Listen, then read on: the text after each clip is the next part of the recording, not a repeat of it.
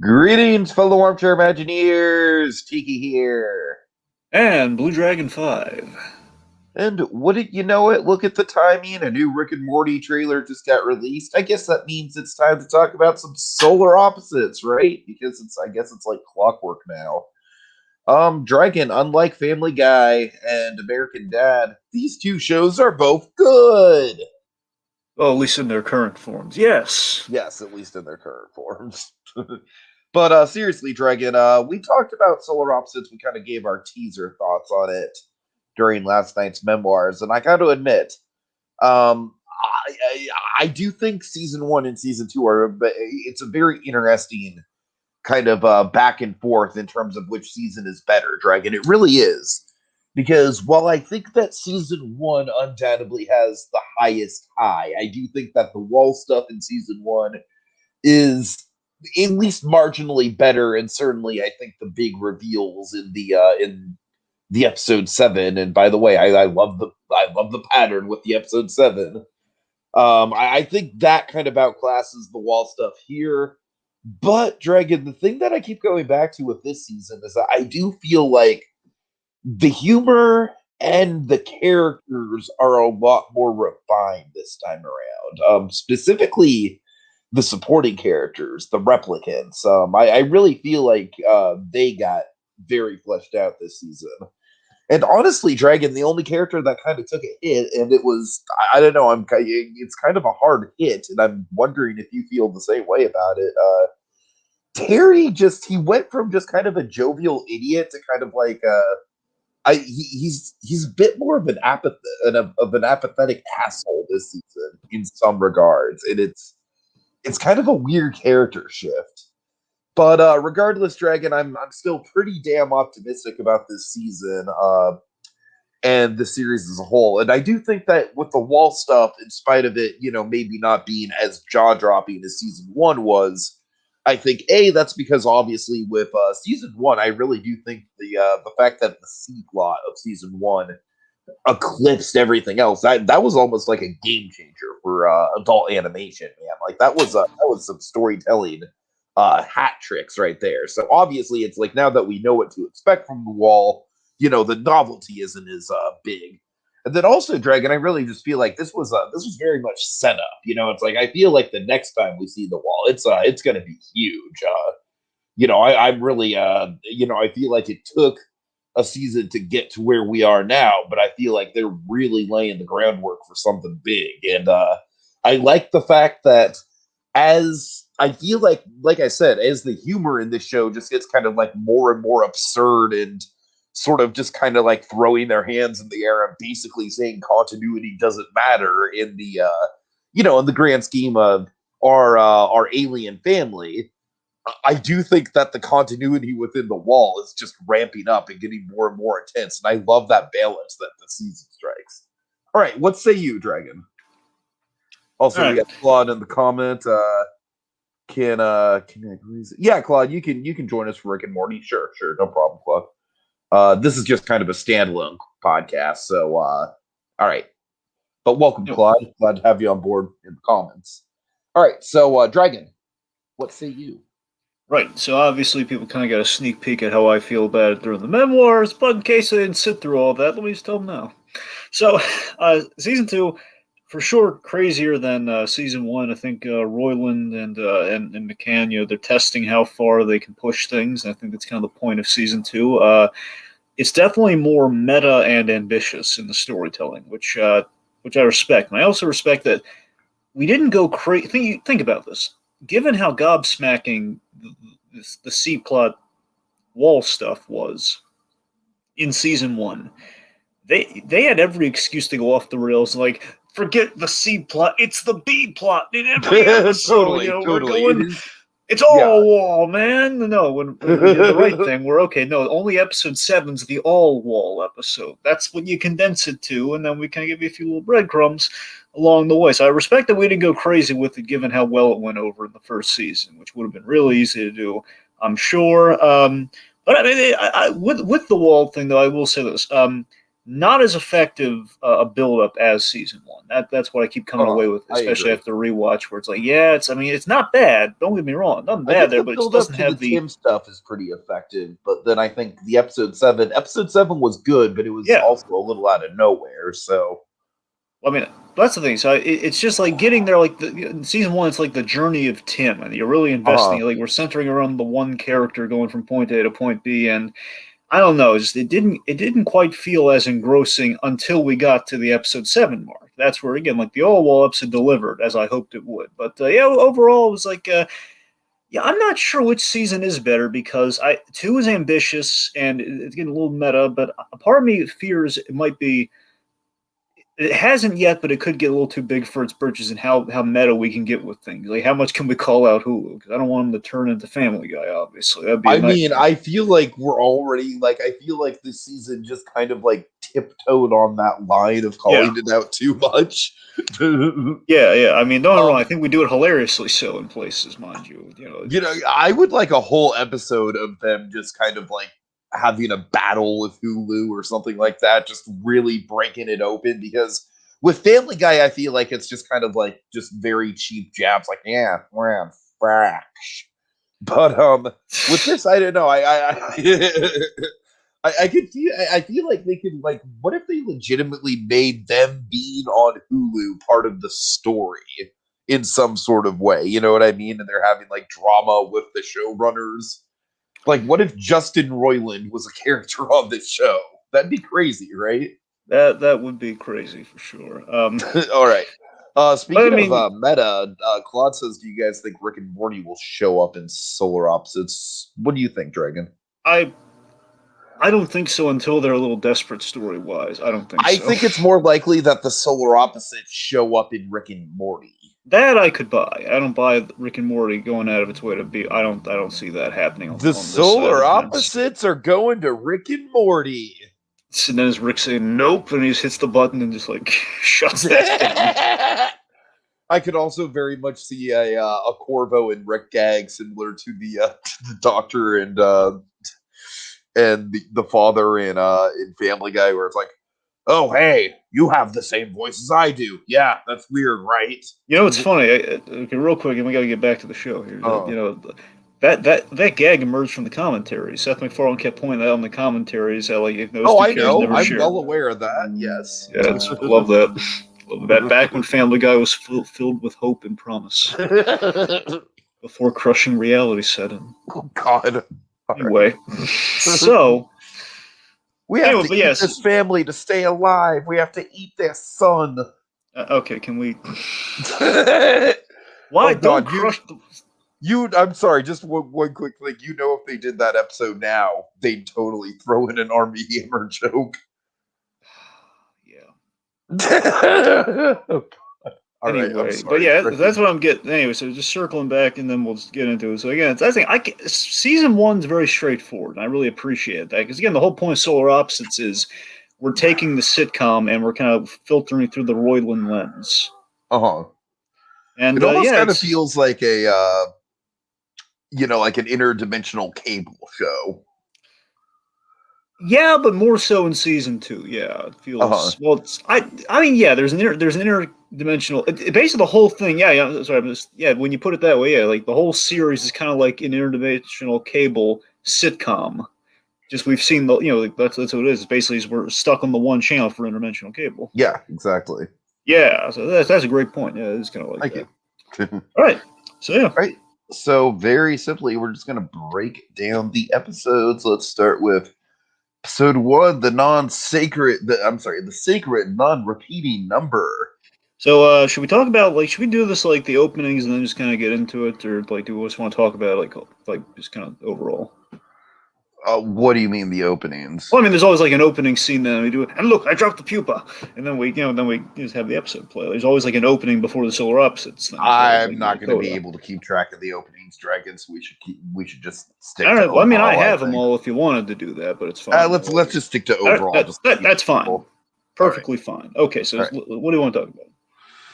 Okay, so this is the one where we have kind of like we meet the other alien family, and oh boy, I don't know, Dragon. This was honestly not a good note to start on. It wasn't a bad episode, but I do feel like the characters weren't exactly very likable in this episode. Like it wasn't like a great one to start out with.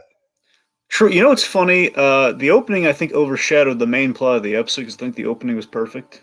Uh-huh. This is hilarious. Again, like the initial, it's like we're subverting the old Alf sitcom thing. Like, well, Alf's got to get home one of these days, but he just doesn't want to try. We're like, hey, it's been a year. We fixed the ship, and hey, we're gonna go. But we do this. It's never discussed the importance of weight in space travel. And I just love like go something as small as a bag of M&Ms to just Terry. And this is like I think the most in character Terry is, and then we kind of lose track of him as it goes forward. Unfortunately, yes. Or like Terry's brought all these items and just like ridiculously heavy items, like a Congo pinball machine, bowling balls, bags of sand, and this one's my favorite. The entirety of Cops on DVD and oh my god, VHS. yes, I love that. I didn't know what player they're gonna have at the hotel. There's no hotel, Terry. It's gonna be an empty planet. Oh my god, yeah. But Yeah. I feel like the references in this season are just like very oddly specific, and that's what makes them play them so well. So again, I watched this show. Like we have a whole fucking episode named after the lake house. Oh, I can't wait to get to that one. But, but overall for me, the show's always been it's the wall stuff, but primarily I really love Corvo, man. He's my guy in this show. Corvo entertains me so much. I feel like the whole thing that he's a Rick clone is very overblown because I feel like he's got a lot more humanity than Rick. Absolutely. I think Rick is essentially nihilistic. I mean, there's probably a better term for it, but essentially nihilistic. No, I mean, I think that's pretty accurate, honestly.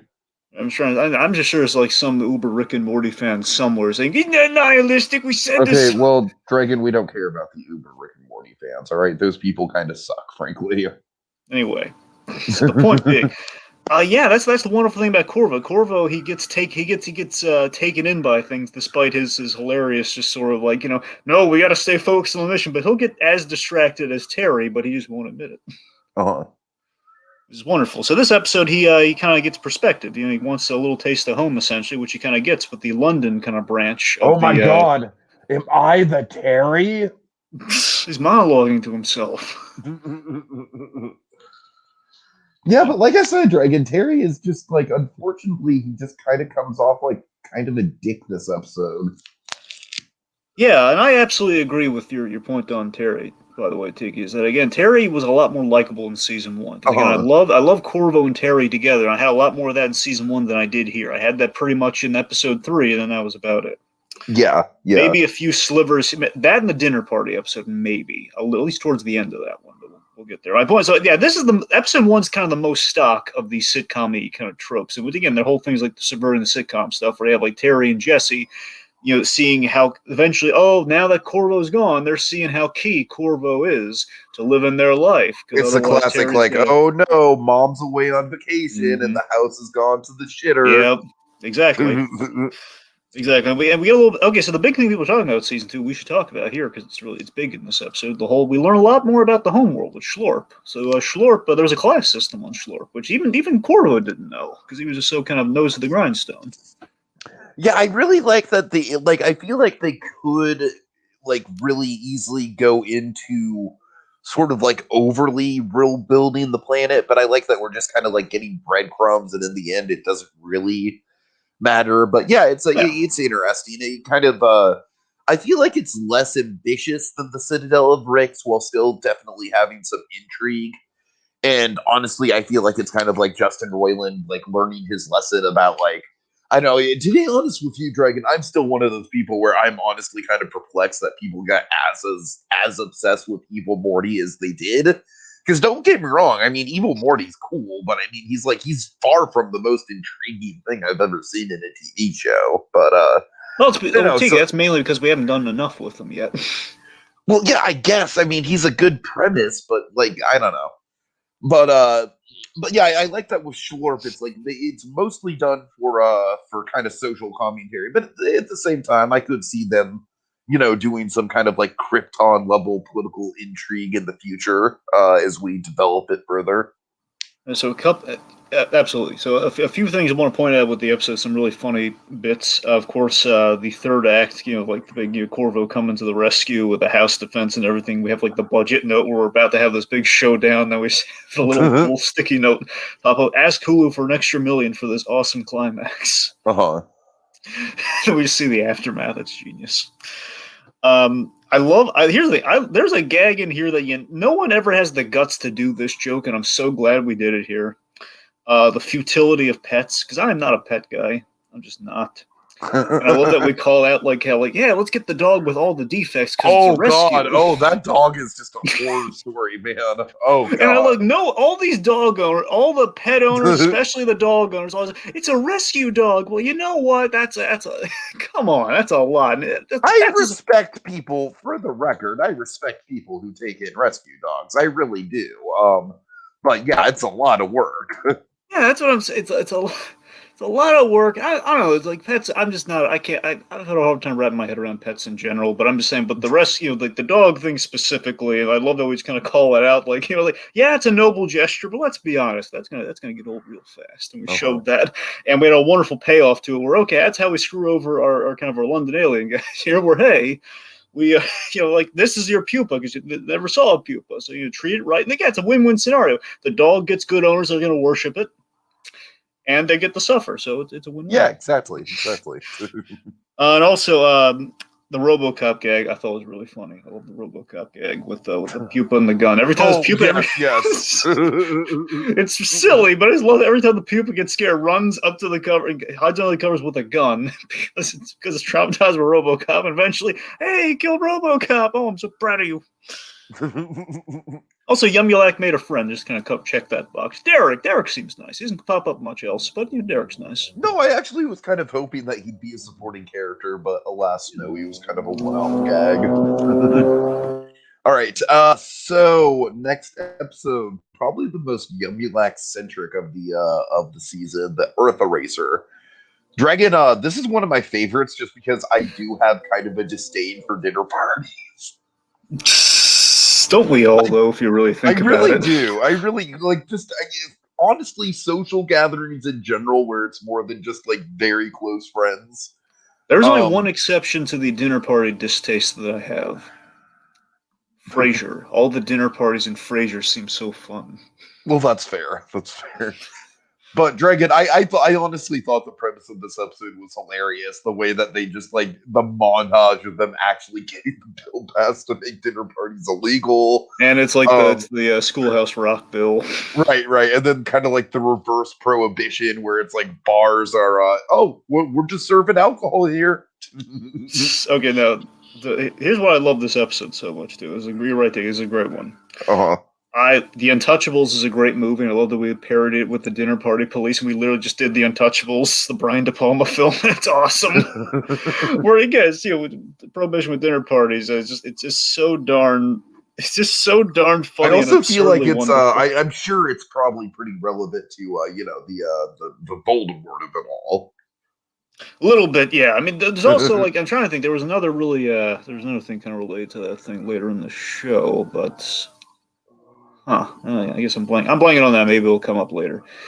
Anyway, but yeah. There are definitely some thing that should not be named stuff kind of at least parallel in the show. Yeah, they might have been in production. I don't know. I assume they had to be in production during it. So I don't know how much of that, at what stage of the animation they'd be able to make jokes like that. But then again, Rick and Morty had a few jokes like that too when that was just happening. So Lord knows what Rick and Morty's going to do with that this season. Oh God, and of course, so let's talk about the. So of course, we have this kind of our fun kind of premise of we have the pretentious wine aficionados put in their place with dinner parties being outlawed and turned to a whole prohibition thing. But then Yumulak wants to use excessive force. Now, Tiki, what does excessive force look like? Well, I mean, there's a few examples, but the excessive force, you see the dog, right? Mm-hmm. The Nopadoodle. Yes, the Nopadoodle hound. God, these hounds are horrifying, and the idea that basically these wine aficionados get turned into bottles of wine. God, this is crazy. Just crazy. I feel like there's some really solid creature designs in this season. There were. I feel Jesse in the Pupa story, that was kind of weak sauce. We just had to squeeze him in there somewhere. You know, it's like, hey, Yeah, I Jesse's agree. dancing. That's Yeah. about it. But yeah, so I love the Whole Foods kind of culmination. That was a nice kind of Corvo and Terry thing where they're hiding in Whole Foods. I'm like, I'm birthday cake. I'm not a dinner party. I'm just a part of my birthday party. And Uh-huh. and again, like I'm the lonely man, so you just know like the lonely man dinners and everything. Just kind of masking their sense, kind of almost Jurassic Park, almost like dinosaur style against the. So the Whole Foods thing was quite fun. It's a sweet story of Corvo's kind of spending dinner parties at home with the family. That's kind of nice. This is where the wall stuff starts. Let's talk about so Sterling K. Brown is introduced as our new essentially. There's a subversion in this episode. It's really funny. So before we get Sterling K. Brown, we have this character who's kind of he's kind of our fake out Tim. You think he's going to be our Tim this go around for a moment. You have like the douchey guy in like the Starbucks. Uh-huh. And Declan, I think his name is, and he's like this great mystery because we kill him like Hannibal Lecter, Silence of the Lambs style at the end of this episode. He's like he's turned to like a giant, horrifying tableau for Sterling K. Brown, Hulk, the Hulk character to solve. Who I love Hulk's backstory, by the way. He was a producer. He was an executive producer on. They get Bones. a lot of mileage on that Bones thing, Dragon. They really do. Yeah. Bones had its charm, Tiki. Bones had its charm. Oh God, It did. I'm sure it did, Dragon. I enjoy David Boreanaz, but that's just God. Oh man. Now again, I'm not a full on. I'm not the Bones guy by any stretch. I had other crime procedurals, but I'm just saying Bones. From what I've seen, like yeah, David Boreanaz. I just love how it's like it's not just a reference to Bones. It's like the Bones kind of like defines this guy's character in some ways. At the end of the day, I think we set up a good season 3 character with this guy. I think he's going to do more in the future than he really does here, if you think about it. So that's kind of the whole. It's kind of where I'm coming at with. Again, of course, it's extremely well cast in Sterling K. Brown. Wonderful actor and compelling lead for this kind of this myopic kind of epic of sorts. You know, it's yeah. I do think the idea of a murder mystery in the wall is a solid one. We just abandoned it. Yeah, kind of. Unfortunately, much of a mystery. Yeah, before we move on to it, I just want to mention I love that we are fighting sci-fi with kind of like our with the untouchables of it all, with Terry hiding things, all these ridiculous sci-fi things that turn them all into cats for a spell, and like gravity stuff. It was kind of fun. I honestly, I feel like this season they kind of they sort of like throw their hands up in kind of like a triumphant sort of way with. They really don't care about like the logistics of the sci-fi. It's like this show is not for kind of like the Rick and Morty crowd who's like hyper intellectual about everything. You know what I mean? Yeah. All right. Okay. Episode 3, the Lake House device. Drag. Fair to say this is probably one of the better ones, at least one of the funniest ones, right? Yes, I'll admit I like the A plot a lot more than the B plot, but it's great. Well, I just think the A plot is just classic, and it's probably the most in character that Terry is in the season. Yes. I think. Yes. Just one, I love the hilarious demonstration of Terry's irresponsibility, which I'm sure you got a big kick out of, where poor Corvo's trying to fix something on the ship, and he just gets tortured for about a day, just kind of getting caught in this thing, and then Terry comes back from Galaxy's Edge. Yes. Oh God. Of course. Galaxy's Edge. And I think the funniest line, one of the funniest lines of the season to me, it just still cracks me up, is because I've been there. I know for a fact they don't sell those at Target, point to like Chewbacca, Mickey Mouse ears. And then Terry's just like, "Oh, it's an online only thing." Yeah. Curse this Hulu mail. God.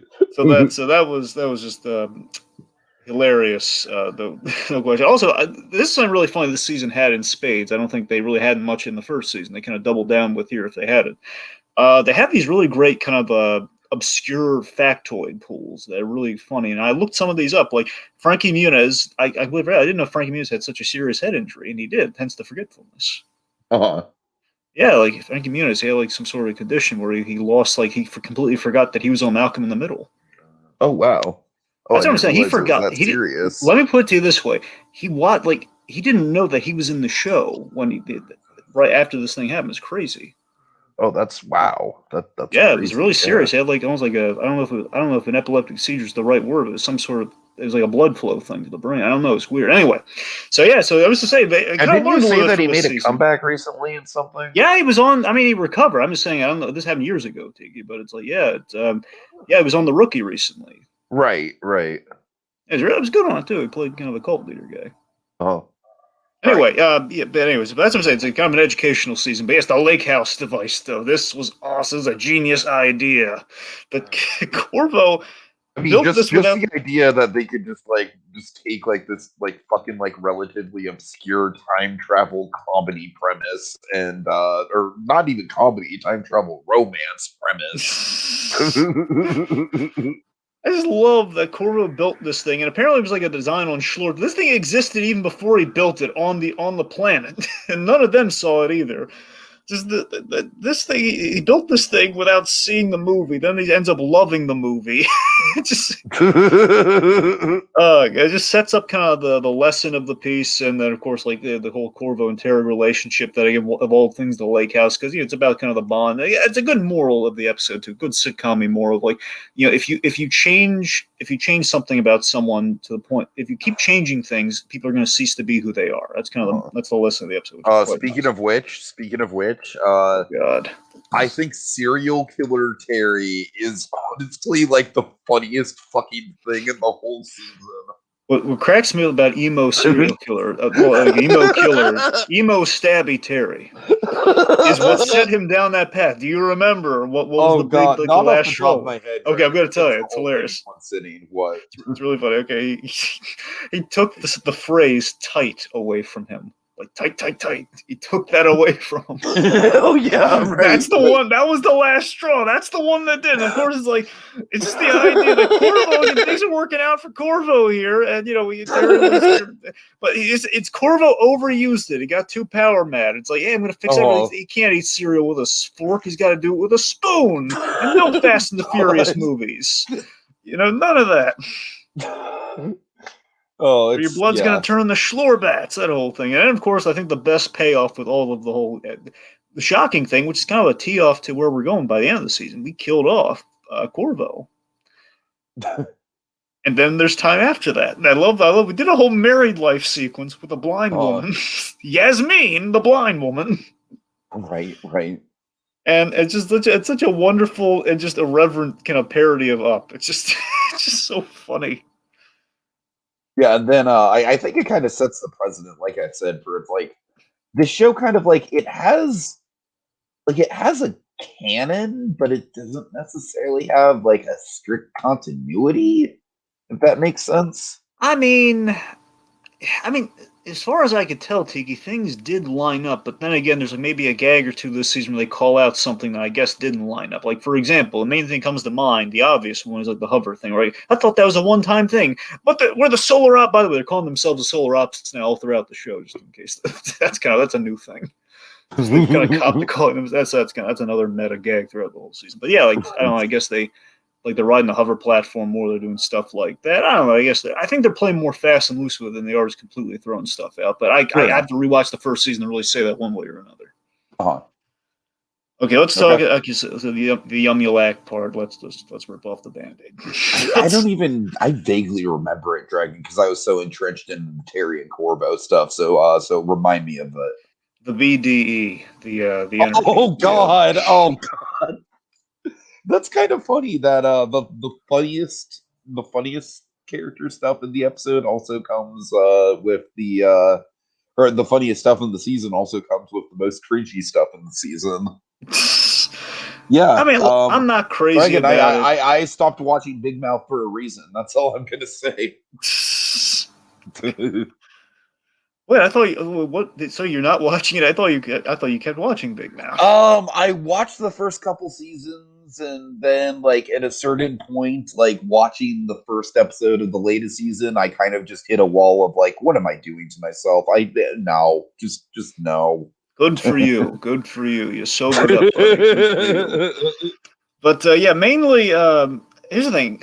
Okay, no pun intended, but mainly what bothers me is how long this goes on for. The Yumulac story. It's the basically after Idris Elba, that's where they've gone too far. Okay, the Idris Elba thing is kind of funny, but it's like when it gets two, that's when it's ridiculous. That's where it's like I don't know. Yeah. It's the duplication and the magnification. That's where things get a little. That's where things just completely go off the rails. And we have Sigourney Weaver as like Sigourney Weaver coming to fix everything and just the Sigourney for the Ghostbusters style. save. God. Oh man. So All yeah, right. it's yeah. All right. So, episode 4, the emergency urbanizer. Another really inspired one, I thought. This is a crazy premise for an episode, but I think it works. I mean, I love how it feels. You know what it feels like, Dragon? It feels like good, like really good Futurama. I mean, I look at it that way. I mean, I guess that's apt. Yeah. Like, what I mean by that, in the sense that it's like, I feel like it's more Futurama than Rick and Morty, in the sense that it's like a crazy sci-fi premise that in some weird ways has heart to it, in spite of how out there it is.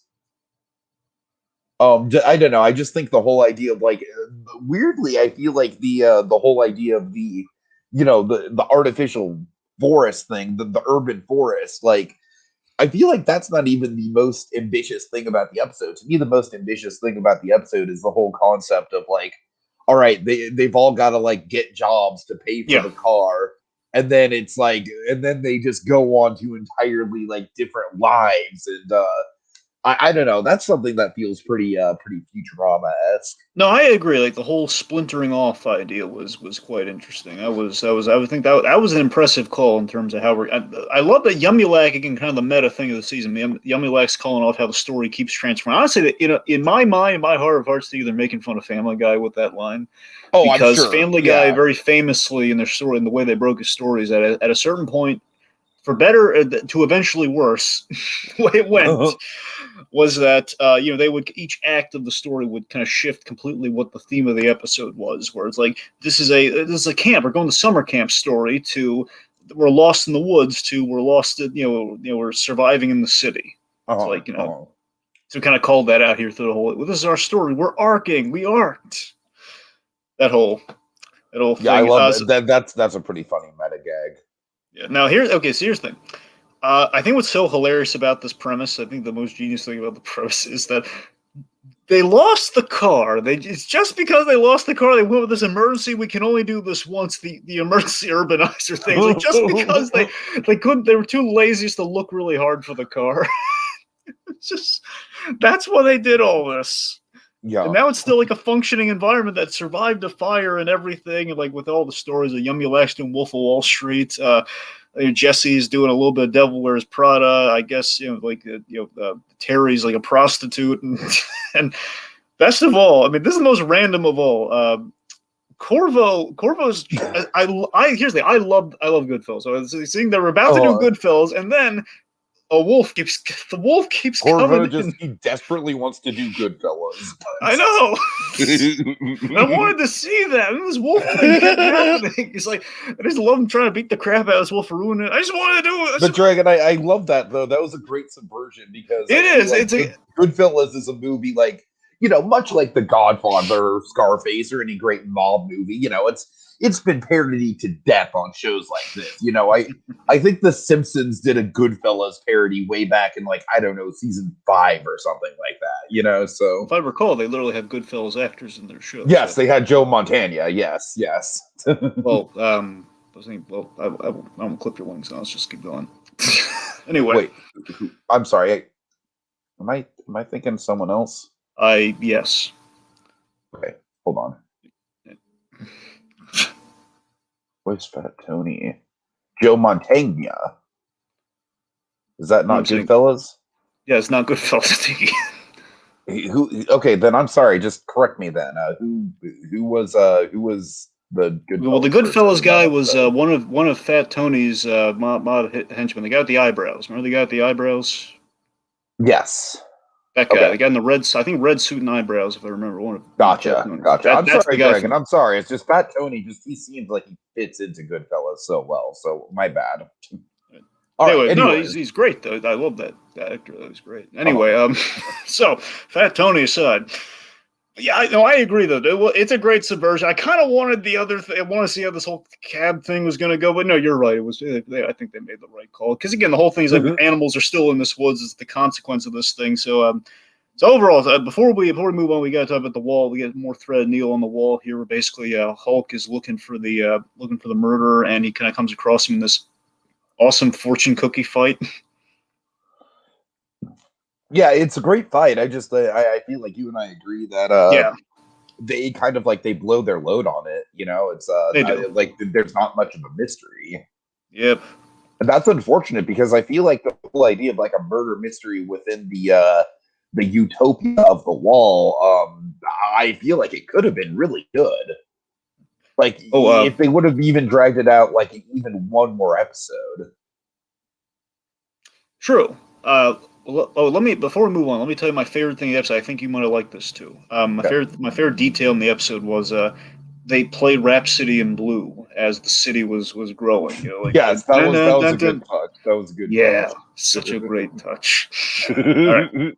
Also, there actually was a bit of continuity here. Like the kids, they learn the summer camp. They learn the whole kids are off for the summer lesson the first season. So now we carry it over here. Like now they know this time. They don't have to go through that whole thing again. The whole ice lava thing. All right. Okay, moving on. Yet another good one, Dragon. The rad, awesome, terrific Ray. Okay, before we do the rat thing, before we talk all the rat shenanigans. Yes. The pandemic-y thing. That was in the last episode because again, the parents stuck with the kids in the house. That's what I was thinking. Yeah, of earlier. right. That was the big parallel I was thinking of. Okay, now we can move on. Yeah, so 5. Okay. It was, the Red Goober comes back. Yes. This is one of my favorite plot lines, and I hope that much like episode 7 being the wall, I hope that we have at least one episode, or not at least one, like exactly one episode with this guy every season, Dragon. I hope he keeps coming back. Yeah, so the Goobler, I love the premise of the Goobler at the top of this thing. It's so funny. He's like so ashamed of his past, just like the remorseful and the domesticated Red Goobler, who's like wearing a polo shirt and he's got hair now and he's registered to get married to a lady named Jen. Like that's just great. And I just love just this human story of finding himself and healing, and this goes in all these crazy, ridiculous bachelor party directions. I love how it's like, I feel like a big theme of this season, Dragon, is like, the solar opposites. They could avoid the situation if they were just a little bit more civil and a little less lazy about things. It's like, just go to the guy's wedding. What's so wrong with that? But instead, not only do they refuse the invitation, but they rub it in like this poor lady's face. I felt genuinely bad for this woman in this scene, Dragon, with the whole all the basic things. I don't know, Dragon. I think the basic thing is like kind of like a lazy insult, honestly. Yeah, I'm used to it. Like, it's basically like, oh, how dare you? You're normal. Yeah, I do think understood that as a concept of an insult, honestly. It's like if they didn't insult her with the whole basic thing, they would have just gotten away scot-free in the whole exactly. It's funny, but I do like that we call out the whole thing. Like, well, he was when the marriage doesn't go through because the big shocker, folks, we turn her into a rat because we were supposed to use the rad, awesome, terrific Ray to make her not basic, and we actually used again. Apparently, Terry can't. To be fair, it's the faults on both ends here. Where Corvo could have really written out rad, awesome, terrific Ray. He really could have. Right. Why would he even need a rat Ray? There's a rat Ray and there's just the two. Anyways, the two get mixed up. Again, it's like it's the sci-fi shenanigans that logic doesn't really matter. So. Of course, I mean yes. That's the ice cream gag is quite hilarious. How did you feel like the That 90s? Is also an in-character thing for Terry is the ice cream gag, and yes, Dragon. I loved the Blue Bunny ice cream references, Dragon. I loved that. So that's the company's name that makes those, Turtles. Right? Well, yeah, that's the company that makes those. Yes, I looked it up. Keep forgetting that's the name of the company, but yeah. I want them. They are I still crave them, honestly. They look. I gotta admit, Tiki, I would be wistful to try one. I would. They're like delicious. Anyway, so Especially remember, the gumball eyes, Dragon. The gumball eyes is what makes the package. of course, he asked for the Ninja Turtles one, not from the cartoon, but from the Secret of Views, from the second. Oh my 90s god! movie. The second A very oddly specific reference. And amazingly, this ice cream truck is the most awesome ice cream truck ever to exist because it has it. Oh my god! And it probably had the other options he was contemplating, like the Sonic thing. Like, and remember the Sonic when he was going? Don't get me started. The Sonic thing was my go-to. That was my go-to. That and weirdly, Pink Panther was another one of my go-tos. Oddly enough. Anyway, all right. So, man, we could do a whole podcast on those fucking Blue Bunny ice cream bars. Honestly, the all ice cream podcast. We don't have time for that. But let's see. So, the Yumulak and Jesse story. I thought this was really good. One of my favorites of this season with their stories. I just love the whole cheating the fitness test idea. And yeah. They just it just keeps getting pushed further and further. And they just keep getting away with it. I love that Michelle Obama is the president in this universe, and she's just like super intimidating. Absolutely. It's like she bet the whole Treasury Department on it. God. It's just like I love that it's like Michelle Obama. It's like she's she's super corrupt, but she's still doing a good job and she kicks ass. Yep. By the way, of course, me just being the gadget nut that I am, the pocket dimension was awesome. Oh yeah, totally. Oh, I was salivating over that pocket dimension. I love the gag. It's just like, but why does it have to be pink? You don't get to choose the colors. Yeah, that's great. So again, it's basically the time cheat, the time cheater helmet. It's this idea to get all the way to the Olympics just to pass the little presidential fitness test thing. Is they keep getting away with this. This whole cheaters never prosper idea. But in America these days, cheaters. I love that it's like they're so desperate to get a moral that it's almost like a drug fix. Yep, the lesson. No, it's not almost. It is just like a complete. Yeah, it's not even a thinly veiled metaphor. It pretty much is the metaphor. Yeah, it's like kind of like a big pleasurable feel afterwards. Yeah. Anyway, so yeah, of course. So let's talk about the bachelor party stuff. Oh God. Oh yeah, I've always wanted my own hangover party. All right, hangover stuff. The tiger just immediately kills one of the patrons. Yep, and have Mike Tyson in there too. It's funny. Okay, let's see. So of course, then they do like their montage device, Tiki. Of course. Cocaine Indiana Jones montage lines. They travel by map via coke. Dun, dun, dun, dun. Yep. Of course, I love this idea. Corvo was going to learn Russian roulette as he went along. right. So anyway, but Dragon, what's interesting is that gag. Now that I think about it, it does kind of like we do lay some seeds with the idea of the solar opposites being killed off or playing with death. So them not quite understanding death. Yes. Yeah. Exactly. But of course, so we have this really out there idea that hey, what if the Red Goobler and Corvo at the end of the day, their big kind of feud with each other. What if essentially they pounded it out, so to speak? What if they pounded things out, pounded the dents out, so to speak? And basically this caused the Red Goobler to have doubts on his marriage, which I did really appreciate that with the whole, as sad is what happens to the Gen. It's like him calling the Red Goobler out like, hey, you were already having doubts. How serious a relationship was it for you anyway? So you kind of call him out. And then that leads to probably the most Rick and Morty-esque moment in the season, I would say. You mean the podcast thing, right? No, I mean, well, the podcast thing is very Rick and Morty-esque, but I was thinking more just kind of like the fact that they get together to begin with. Yeah. Yep. I love that the Joe Rogan podcast gives kind of like the nail in the coffin. Hey, Joe Rogan's a divisive figure, man. Yeah. All right. All right, let's see. Is there any? Okay, see the whole Les and Eliza helmet really funny. And again, the Les and Eliza actually had a really good pull for what the Red Goobler resolution should have been. You have to confront your stress to be happy, and basically Corvo, having some catharsis with the Red Goobler, which of course did not last at all. They're still back trying to kill each other. Hmm. Get aft! And just jumps out the window. All right. So then we get to episode 6. All right, is this your least favorite?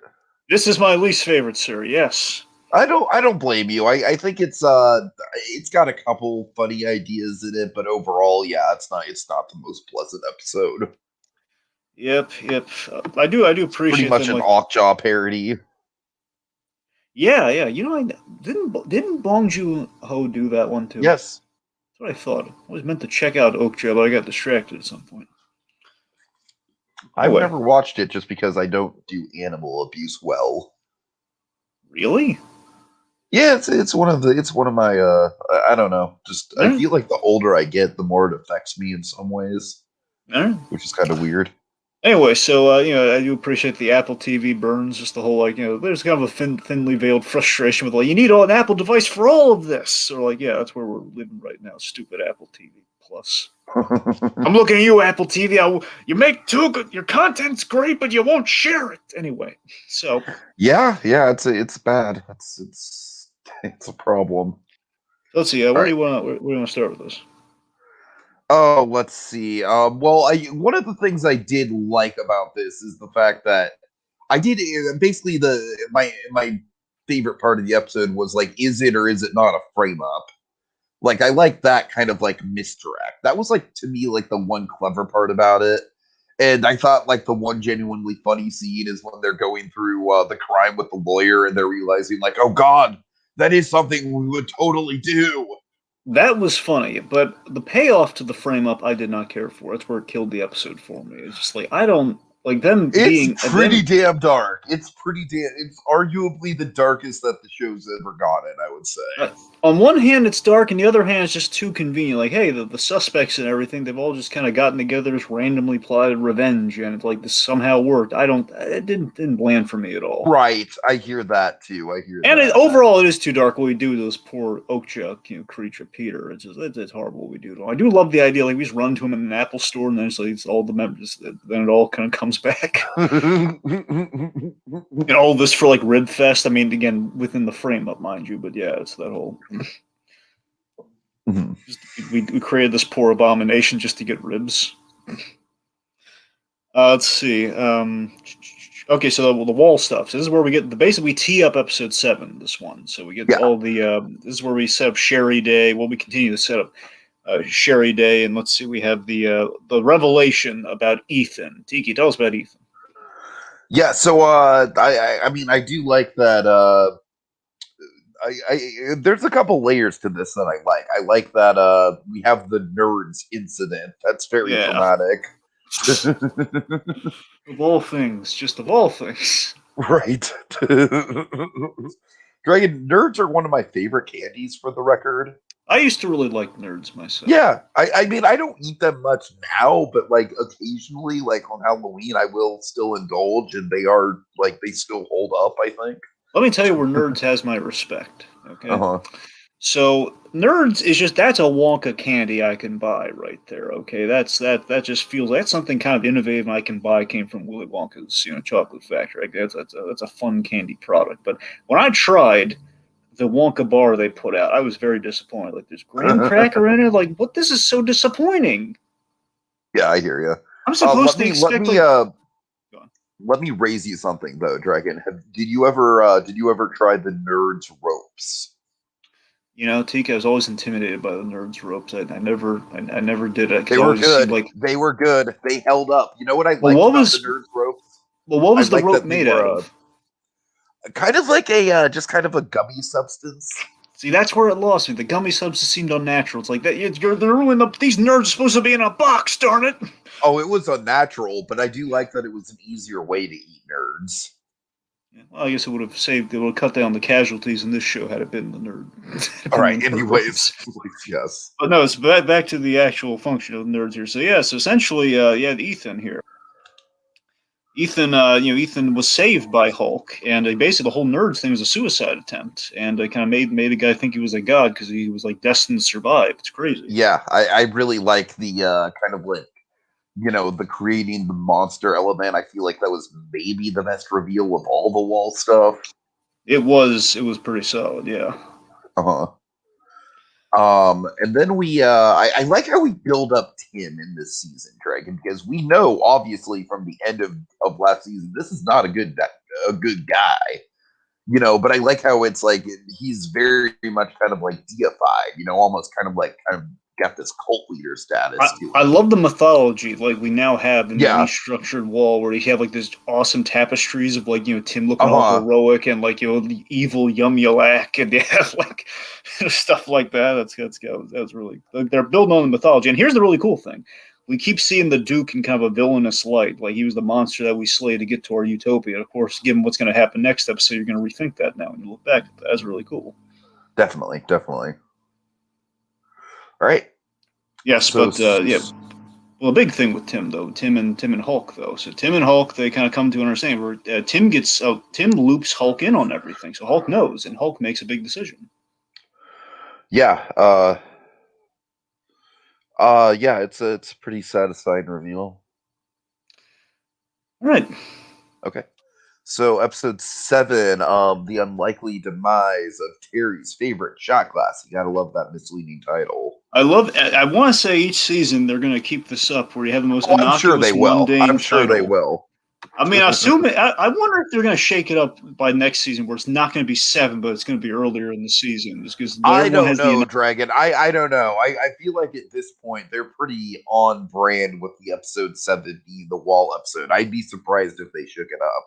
Especially because it's the penultimate episode.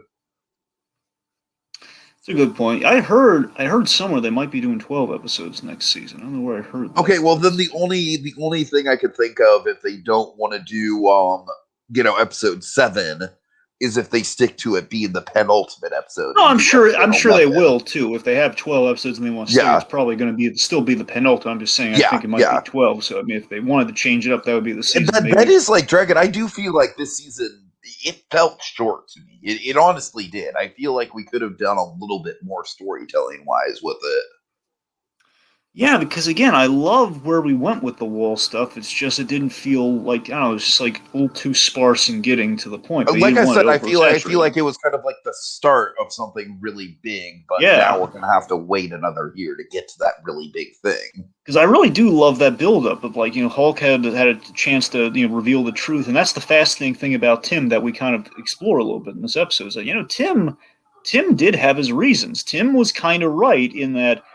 The outside the wall, as we see in episode 7, it's really dangerous. People get killed. I mean, it's a really crapshoot that they're probably not going to survive anyway. So Tim, the way Tim went about things was wrong, but Tim does still have a point, and I think the whole character saw that, and that's kind of why he kind of relented. And like, I can't beat the deity that is Tim at this point to these people, and also, I mean, survival wise, he's not exactly wrong, and we kind of look into the. I love how interesting the layers are in episode 7 once we reintroduce certain characters. So 7 certainly was the best episode of season 2 to me. I think it's very impressive. I mean, I feel like it's fair to say that the writers are probably aware that the wall episodes are going to be the highlight of the season, so they're probably putting a lot of effort into them. It's wonderfully cinematic.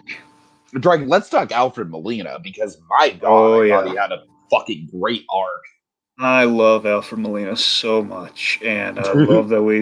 And of course, again, he's not unfamiliar to the all this stuff of, feels like good Walking Dead to me, Dragon, and I do not say that in a derogatory way. There was a time when I thought The Walking Dead was one of the most compelling shows on TV. That time is long since passed. But, way back in Walking Dead, I would say probably season 4, season 5, this feels like that kind of era where it's like, kind of like the good cult leader, the good leaders turning bad, the bad leaders turning good. I love that kind of stuff. Yeah.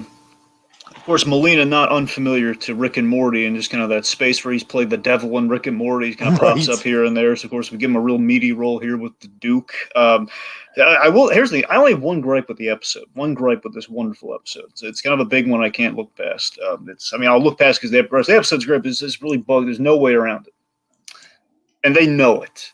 That the red fruit gusher thing. Utter BS. Oh okay? Yeah, totally. Because here's the thing, right? If they wanted, I love Christina Hendricks so much. She's in Good Girls right now. She's killing. She plays Sherry, and she does it really well here too. We gave her like a really good, meaty performance. I mean, correct me if I'm wrong, but we see that spear thing go like straight through her body, right? That's like, it exactly. Her and goes through the other side. Exactly. they even used the same footage from the first season. They didn't change it at all. It's the same thing where she is impaled all the way through, and she just takes that like, oh, it absorbed the blow. That's BS. There's no hole on the other side. That's what I'm like. Come on. Yeah, Dragon. I mean, they know it. You know what we say? You know what we say, Dragon? We don't care. We don't care. Yeah, if they have one, that's the one to use it on for sure. Yeah. Like, I mean, I love that. I love the story we got. So, yeah, I guess fine. And they addressed how silly it was with the gusher that. And I do like that. It very much builds everything back up because of the focus on Sherry Day throughout the wall stuff. So it kind of brings everything full circle. Yeah, so I'm sure you loved the whole bottle episode aspect of this because it's like a survival the fact that it takes place in a fucking. That's one of my favorite, the oddly specific references was like the Alien versus Predator Requiem playset. Yep, the whole Requiem playset because he had the Pred Alien in it. Okay, don't mansplain AVP to me, bitch, because I know that Predator was at the end of AVP 1. But yeah, again, starts off like harrowing survival tale with Sherry to this awesome bottle episode with the Duke. And I love like the whole, we have this horrific thing that happens to already horrific with the broken leg and everything with Sherry. And then it just kind of gets more tragic for her as we learn she's pregnant with Tim's kid. Yeah, I love that that's some legitimately traumatic stuff right there. I also love that we legitimize the gratuitous sex scene. I'm not saying it was bad. I'm just saying like we have like the manufacturer. Okay, well the hero's having sex with the pretty girl, and then we no, there's a consequence now. Story reasons, yes. And I like that we kind of parallel the motherly thing with the mother possum, Jeff. That's gunning for him. Yeah, Jeff the possum. Oh my god, it's a fucking scary possum. Oh yeah. I love the scale on it too, how it's like the baby possum looks big, and then it's like, no, oh god, we haven't seen it. Like it's a bigger possum, and it's a way more pissed off possum. Yeah. So seriously, great idea to put these two characters who were so diametrically against each other in the previous season, put them together, and with the commonality, they've both been screwed over by Tim in some way, shape, or form. And amazingly, they found a way to humanize the Duke through the wonderful performance of Alfred Molina. Because how can you not? Because he's great. I mean, Alfred Molina and sympathetic villain, just like chocolate and peanut butter dragon. Yes. Oh boy, yeah, it's great. So, and again, as I mentioned earlier, I love the whole Sherry Day payoff with now we love the Duke. So now you learn like, oh, now every time we see his decapitated head and all these effigies, like, oh, but he had more layers to him. Yep. Let's see. Of course, they're bonding over Benihana. I just love all the random stuff with the Duke too. I love Benihanas. Does he have a tattoo? Yes, he's got a tattoo on his chest. I heart Benihana. It's just great. It's wonderful. And of course, he sacrifices himself with a firecracker, and his name's Ringo. It's very gruesome death that just leads to like a very mundane reaction from Terry on the impact. Yep, and remember, Tiki, not just that. Like that's where he broke the shot glass too. It's where we get our namesake. Right. Yeah. Remember what the shot glass was? No, I know it was something oddly specific. Yeah, you won't believe it. So it was is he's either his rare or collectible Babu Frick. Oh yes, the Babu Frick shot glass. Yes. There's the we've established earlier on, even in the whole the first episode of these, he's really big into the sequel trilogy of Star Wars. Remember he has the Poe Dameron, he's wearing the Poe Dameron jammies. Oh, I forgot about the. He loves the sequel. Oh, even only the aliens love the sequel. The sequels is such a Terry thing, Dragon. That's such a Terry thing. Yeah. Of course, how crushing was that Walgreens reveal? That was very crushing. Yes, absolutely. But how terrifying was that Pez scene, though? I know. Here's the thing. It was gross. God. It was gross, but it was so tense. Yeah. I mean, that was some good shit right there, man. Yeah. Remember what the Pez dispenser was? Oh, it was Gonzo, right? Not just Gonzo. Oh God, was it Muppet Baby Gonzo? Yes. He had the bow tie. That was Muppet Baby's Gonzo. He had the hair thing too. Right. I can tell it was the hair and anyways, it was Muppet Baby's Gonzo. calling the little girl Pesley. Oh. But yeah, and also the pupa saved him. I like Lightning McQueen, okay? But yeah, seriously, if you like Sherry in this, man, you really got to check out Christina Hendricks' work on Good Girls at some point. You really do. Because that's basically her leading a Breaking Bad show. That's pretty much what that is. Anyway, so yeah, we kind of tee up what season 3 is going to look like with the Wall, with her kind of recognizing that look in Hulk and with Hulk, and is basically saying, we got to team up against Tim. Yeah, so I'm really excited about all the stuff in season 3 with the Wall. I think it's definitely leading to some big stuff for sure. Yeah, it was a bang up episode on all fronts, man. Loved it. Then we get to episode 8, which honestly, Dragon, I feel like it's kind of one of the more middle of the road episodes of the season, if I'm being completely honest. To be fair, this is kind of the curse that they box themselves into a corner where they're going to amaze everyone with the penultimate. Then you have the last one, which either is going to work or not. Sure, I do. So they kind of cursed themselves. I do love where the title comes from, though. The title was hilarious, and that whole opening of so the pupils turn blue, which means it's about to go into terraforming mode, and finding that out, we have all these color swatches, and the one right before it. Okay, no. Go ahead. Sorry, it's not the Pacific blue, because it's basically turns Pacific blue, which means no free Xbox, but they're gonna die at midnight. We were so close to the Xbox. Oh God, I love the weird non-logic of them getting a free Xbox because of the pupa turning a certain color. I mean, I wonder if the pupa just would spit up an Xbox or something. Maybe. God. So this is. I think my thesis on this episode is I think that obviously the idea of the pupa terraforming is a season finale. That's pretty natural. But unfortunately, Dragon, I feel like where this episode kind of lost me was, I think the whole they've got one day to live, and so they have to fulfill all the bucket list of it all. I don't know. I've just seen it in animated shows before, and I didn't really think they did anything particularly interesting with the concept. Tiki, they actually killed him. I mean, yes. I'm saying up until that point, obviously. Okay. I mean, yeah, the last 5 minutes, sure, is pretty...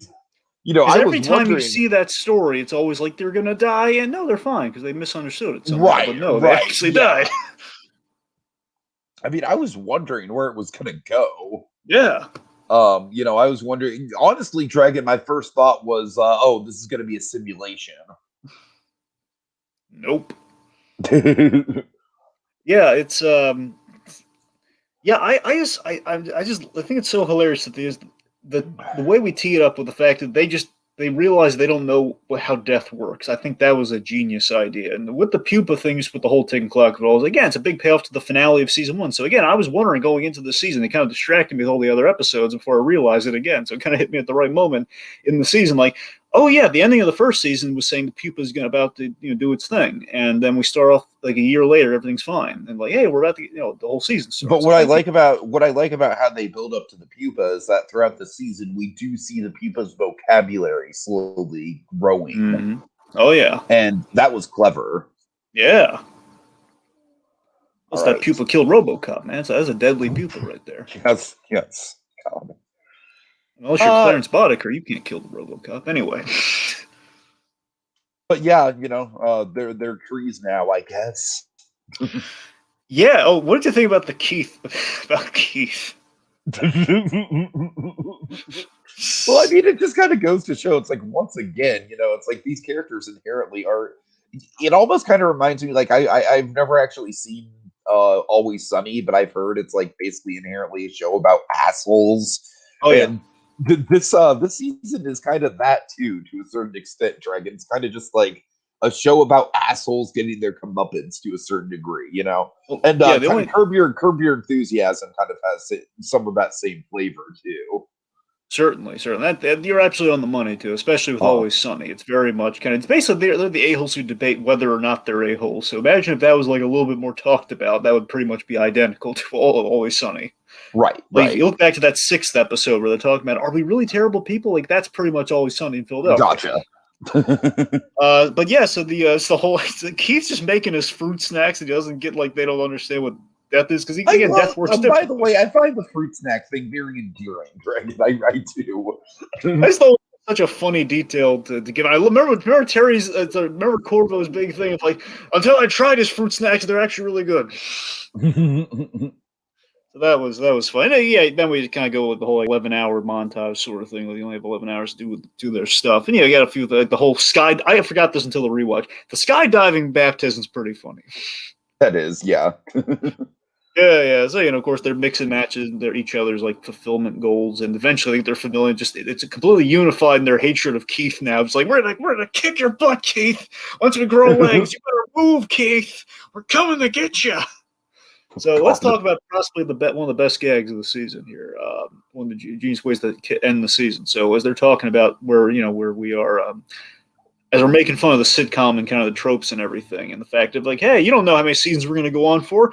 We can come back. You know how many times we're going to die and come back. Where they get a call from Hulu. Yes, and this is what I'm talking about, Dragon. Imagine it's in season 3, Hulu does kind of become a running thing where Hulu kind of starts meddling in the plot more and more. I do think the show could pull that sort of thing off. Yeah, that's the thing. If the line is just keep getting text from Hulu versus actually going to Hulu, that's the question. Right, I kind of agree. And for the record, I was just kidding about the Justin Roiland thing. I do not actually want to see that. Because we've already kind of done that. Rick and Morty, we had Morty pitch something to Netflix. This is as far as we've ever taken that sort of idea. So I don't think we should necessarily do that same joke with that. But, so if Hulu keeps interfering. I do like the idea of Hulu kind of just being this, weird sort of omnipresent force in the show, So far I think they've handled it really well, this and the Post-it note from earlier. I think those are two excellent versions of the Hulu interfering gag. And by the way, something we're probably gonna have to talk about at some point with the Solar Opposites Christmas. Oh, well, I'm looking forward to it. I am on board, Dragon. So I think we're getting this year, by the way. Give me Terry with holiday cheer all day. and Corvo learning the meaning of Christmas. Yes. Oh God, it writes itself, Dragon. It writes. And earlier we saw When the Hell Revenge episode. I'm not crazy about. We saw Corvo turn that guy into a gingerbread man. A whole Christmas. Tell me I don't know what Christmas is. Right. So yeah. Okay. All right. So I think that pretty much does it, right? Yeah, we've reached the end. There's 8 episodes. We got no more story to talk about. Right, so yeah, like I said, Dragon, I think this season it did refine its humor. I really think that was probably the biggest strength of the season was in spite of Terry being a little bit out of character in a couple episodes, I do, generally speaking, as we're talking through these episodes, I do think he has more hits than misses when it comes to his characterization. I think generally speaking, stuff like the sequel trilogy stuff and the dinner parties and I think there's enough Terry stuff in there where it's not quite the at the height of his full-on Earth fandom that it was in season 1, but I guess it's character development. He's kind of grown into it. Anyways, so I'm very much looking forward to seeing what becomes of the Wall. I think that definitely continues to be the most ambitious thing about this series. And Dragon, I agree with you that I do respect the fact that they kept it to kind of 30 minutes of screen time in like in a 4-hour series. So I respect that a lot. So yeah, overall, I think this show is definitely establishing an identity for itself, and in some regards, I think it's definitely even stronger than Rick and Morty's been in that show's past couple seasons. So yeah, very interesting to see how Rick and Morty will follow this up. All right, final thoughts on your end. Final thoughts on my end. A part of me kind of misses the straightforward quality of season one, but I absolutely respect the ambition that we have with season two here, and then I hope we don't go too crazy in meta with it, going forward, because basically the balance we've struck here, like again, Hulu kind of calling now and again, and like doing like a little like addressing Hulu, but not going too far with things. Again, as I mentioned, I think there's a line so far they haven't crossed it, which is good. I Again, I think there's one clunker in the bunch with episode 6. It's not like a terrible episode, just I think compared to the rest of them, it's kind of weak sauce. Uh-huh. At the end of the day, season 2 gave me what I wanted, which was more Corvo shenanigans and some good wall stuff, which outdid itself with episode 7, unequivocally. And I'm very much looking forward to the Hulu Day special coming up. So we're gonna have that to look forward to kind of hold us over until season 3, I guess. But yeah, so again, Solar Opposites. It was nice to see him come back. Nice to see him come back, and I guess it'd be really interesting to kind of binge the 2 seasons together, see how that plays. But yeah. All right. Okay. Thanks everyone for joining us. Of course, we will definitely be back for the weekly recaps for Rick and Morty. I'm very much looking forward to that. That'll probably be the next weekly show that we recap. And yeah, have a good night, everyone. See you later. I like Lightning McQueen. Okay.